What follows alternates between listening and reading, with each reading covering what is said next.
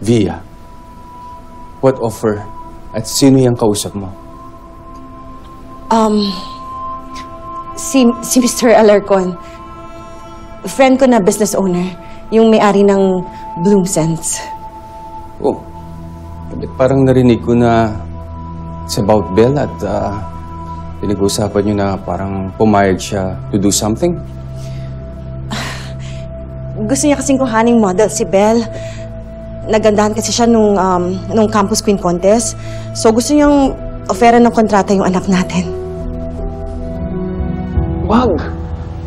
Maawa ka sa sarili mo. Huwag mong gawin yun. Mas naawa ko sa parents ko. Anak ka nila. Dapat pinoprotektahan ka nila. All my life, pinotektahan nila ako. This is my chance to give back. Pero anak ka nila. Duty nila na mahalin ka. Totoo kung magulang iniwan nga ako. What? What do you mean? Alam na ba ito ni Belle? Hindi pa. Hindi ba? Sigurado naman ako na papayag si Belle.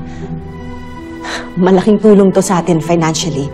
And malay mo, baka sumikat si Belle. Okay, stop.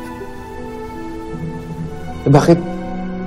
Kung kausapin mo yung tao, parang you're confirming na papayag na si Belle, hindi mo pa nga alam kung ano yung priority ng bata. Gusto niyo ba magtalo na naman kayo? Look, if I were you, tignan mo kung ano sasabihin niya. At mag-usap kayong maayos, ha?